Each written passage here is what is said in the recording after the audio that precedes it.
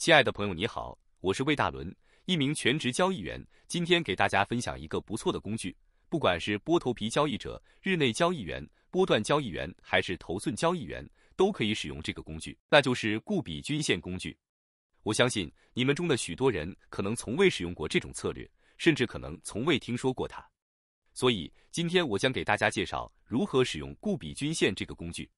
如果您是第一次观看这个频道，你可以去我的频道学习，我已经发布了100多个视频。如果你能全部看完，我相信你对交易的理解会很深刻，绝对可以提升你的交易技能。当然，你可以点击下面的订阅按钮，这样你能在第一时间收到我发布的最新视频。所谓固比均线，也就是固比多重移动平均线 （Guppy Multiple Moving Average）， 简称 GMMA。它是一种技术分析指标，它是由澳大利亚金融专栏作家 Daryl Guppy 在《Trading Tactics》一书中提出了一个概念，它是由两组指数移动平均线组成。很明显，这是一个趋势跟踪指标，它使用指数移动平均线来识别金融市场趋势的强度、方向、动能和持续时间的变化。那既然固比均线是均线的一种，所以它和均线类似，所以它的功能和均线也是类似，只是相对均线来说更加细腻一些。那在前面的视频我已经非常详细的讲解了什么是均线。均线就是我们常说的移动平均线，也就是 Moving Average。 移动平均线有很多类型，包括 SMA、EMA、WMA 等等。大多数交易员比较熟悉的就是简单移动平均线 SMA 和指数移动平均线 EMA。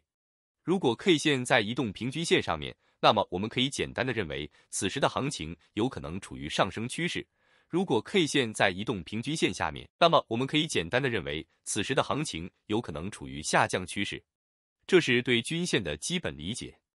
那这里就不做过多的解释，如果你对均线不了解，一定要去我的主页看相关视频，有非常详细的视频讲解，这里就不做过多的介绍，我们直接来讲解固比均线。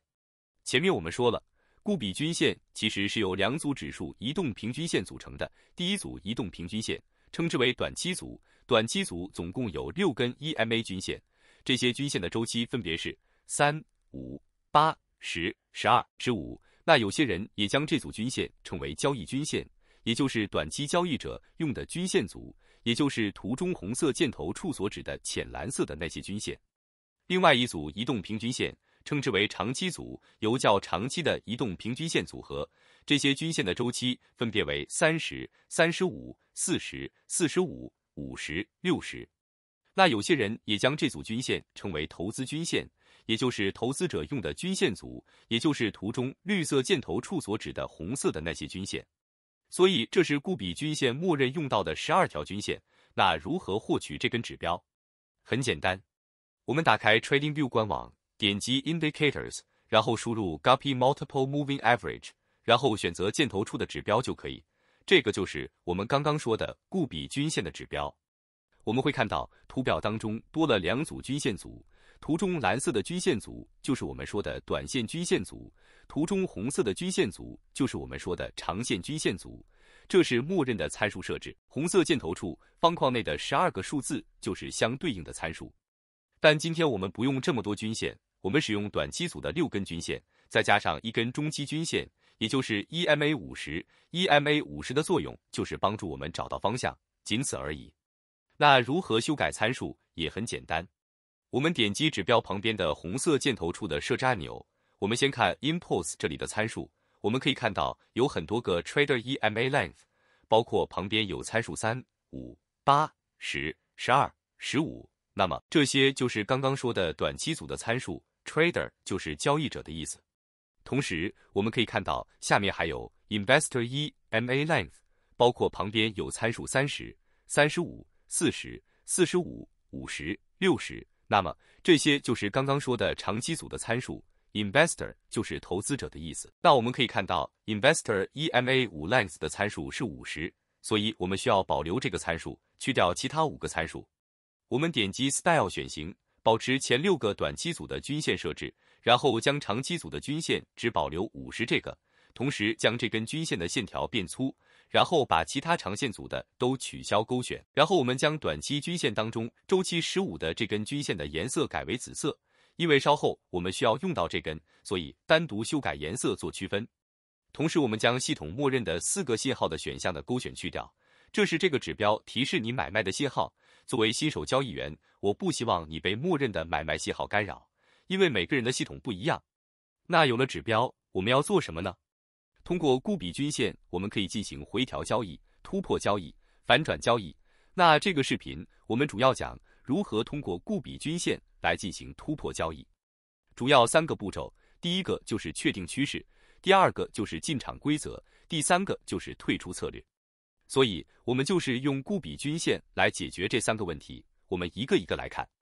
我们先看第一个，确定趋势。要记住，趋势是任何交易者的基础，没有趋势，你将没有方向，要么上升趋势，要么下降趋势，而且这种趋势最好是非常突出。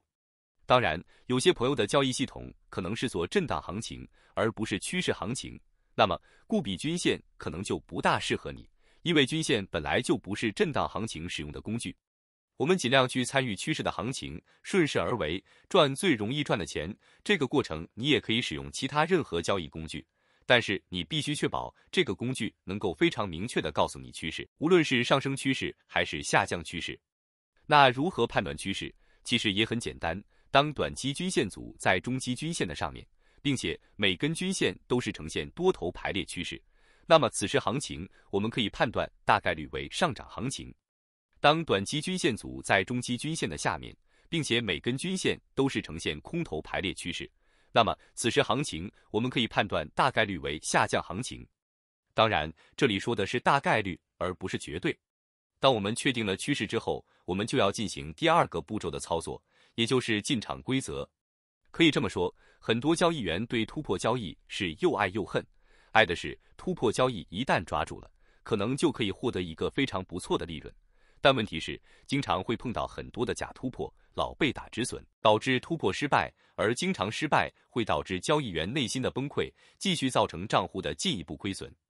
那如何使用固比均线能够更好的进行突破交易呢？其实也很简单，就是顺势而为。这里说的顺势有2个方面的意思，一个是方向上的顺势，一个是动能上的顺势。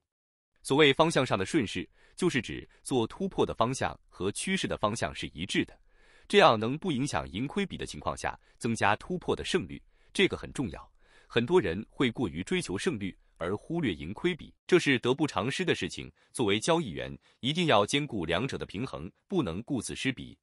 所谓动能上的顺势，就是指突破的方向和动能强的一方的方向是一致的，因为即使在趋势行情当中，顺势方的动能有可能会弱于逆势方，这样的情况下就容易造成行情的反转，而这个时候再去做顺势突破，明显失败的概率就很大。那说了这么多，如何具体在指标上面操作？接下来用几个图表说明，让大家更容易理解。我们打开图表，调用出刚刚说的固比均线。首先我们看到，在这个图当中，短期均线组在中期均线的上方，且开口呈现一个喇叭口的形状，也就是短期均线组的紫色均线和中期均线的距离变大，那么此时的趋势就有可能是多头行情，所以这个时候我们就要尽量做看涨突破，而不要去做看跌突破。那么在这个情况下，我们如何判断买方动能的强弱？很简单，我们看价格从高点 A 点跌到低点 B 点，然后再突破高点 A 点绘制的红色水平线，我们观察 B 点位置的 K 线和短期均线组的关系，也就是绿色箭头处的 K 线。如果 K 线都没有跌破紫色的 EMA 均线，那么此时我们就可以认为买方动能是比较强的。当然，影线跌破是可以的，但是 K 线的实体部分不能超过。那有人可能会说，我看到有些 K 线跌破均线组之后，然后也突破成功了，就是图中蓝色圆圈处的位置。当然这样的情况肯定也有，但这不在我们讨论的规则之内，因为如果它跌破了紫色的 EMA 均线，我们就认为它的动能方就没有我们想象中那么强，那就不符合我们说的顺势顺动能的规则，我们就不用去理会它。大多数新手为什么做不好交易，就是因为规则不清晰，脑袋当中都是模棱两可的感觉，好像看上去这也可以，好像看上去那也可以，这样只会搞得自己很心烦意乱。所以最简单的方式就是化繁为简，就是找简单的规则去练习，去细化自己的进场逻辑，制定自己的进场条件。有些看不懂的行情，不符合自己交易系统条件的行情就不做。虽然可能会错过一些机会，但是要明白，错过并不会让你亏钱，而乱做肯定会让你亏钱。同样的道理，我们看下这个图，短期均线组在中期均线的下方，且开口呈现一个喇叭口的形状，也就是短期均线组的紫色均线和中期均线的距离变大，那么此时的趋势就有可能是空头行情。所以这个时候我们就要尽量做看跌突破，而不要去做看涨突破。那一样的道理，我们看价格从低点 A 点涨到高点 B 点，然后再跌破低点 A 点，我们观察 B 点位置的 K 线和短期均线组的关系，也就是绿色箭头处的 K 线。如果 K 线都没有突破紫色的 EMA 均线，那么此时我们就可以认为卖方动能是比较强的。同样 K 线的影线突破是可以的，但是实体部分不能超过。那这是进场的第一个规则，这是硬性规则。讲完了第一个硬性规则，我们讲第二个规则，如何进场。也就是当价格突破前波段高点之后，我们是直接市价进场，还是等突破的这根 K 线收盘后进场？那这个不是硬性要求，我只能说各有利弊，这是根据交易员自身的交易系统而定，因为这没有标准。当确定了进场规则之后，就要进入第三个步骤，也就是退出策略。退出策略包括止盈止损的设置，很明显，止损的设置就在低点的附近。止损可以根据 ATR 指标止损，也可以设定宽窄止损，方法有很多，我们在后续会单独开一个视频讲解止损。而止盈的设置可以是固定止盈，也可以是移动止盈，或者是固定止盈加移动止盈。固定止盈的方式就是根据 ABCD 等距的原理，通过低点 A 点、高点 B 点以及低点 C 点绘制出低点的目标位置。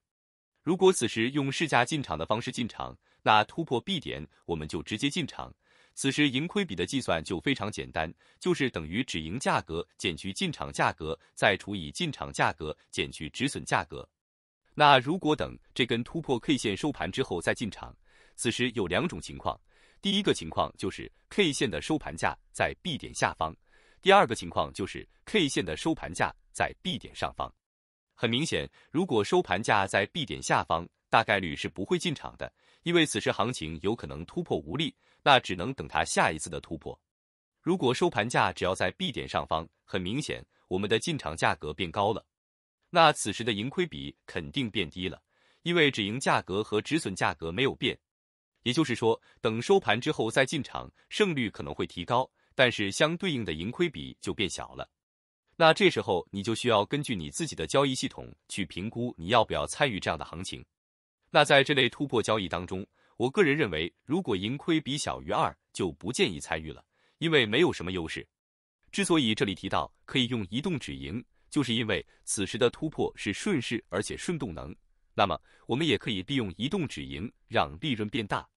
那如何移动止盈？这时候就需要用到我们刚刚说的紫色 EMA 了。一旦价格超过这根紫色 EMA， 那么这根超过 EMA 的 K 线就是信号 K 线。当价格再次超过这根 K 线的最高或最低价，我们就离场。那我们用一个图表来详细的讲解一下如何移动止盈。我们看这个图，当低点 A 点反弹到高点 B 点后没多久，就直接跌破了 A 点绘制的红色支撑线。那在这个图当中，如果采用移动止盈的方式，我们应该是在哪个位置止盈？我们应该在浅蓝色箭头处位置离场，因为黑色箭头处的阳线突破了紫色 EMA 均线，这是信号 K 线，信号 K 线后面的第二根 K 线突破了它的最高价，此时我们离场。那有人可能会问，紫色箭头处的 K 线也突破了紫色 EMA 均线，为什么不离场？因为这根信号 K 线后面的 K 线并没有突破这根信号 K 线的最高价，所以这段利润空间是非常可观的。这也是为什么我们会建议用移动止盈，但不是每次都会抓到这样的利润，不可能也不现实。所以以上就是使用固比均线进行突破交易的3个步骤。当然，我们也可以利用固比均线进行回调交易、反转交易等等，在后续的视频会给大家做进一步的讲解。那在这里仍然有个注意事项需要提醒，这也是我反复强调的，任何一个交易工具都不要单独使用，因为固比均线继承了均线的缺点，也就是它有一定的滞后性，所以我们需要结合其他的交易指标或工具做辅助判断，比如结合动能指标 RSI， 结合斐波那契工具都是可以的。我们的目的是寻求高质量的交易。所以这节课有关固比均线的介绍，我希望对你有帮助。如果你学到了，不要吝啬你的大拇指，请点赞并订阅本频道，给我更多创作的动力。同时，你就不会错过任何即将上传的新内容了。感谢你的聆听，我们下个视频再见。